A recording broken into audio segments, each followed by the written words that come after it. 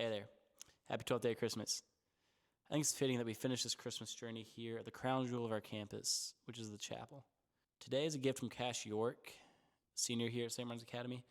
I asked him to draw something Christmas-esque, and very appropriately, he chose to draw the most sacred part of the student life here at St. Martin's Academy, which is the Holy Mass.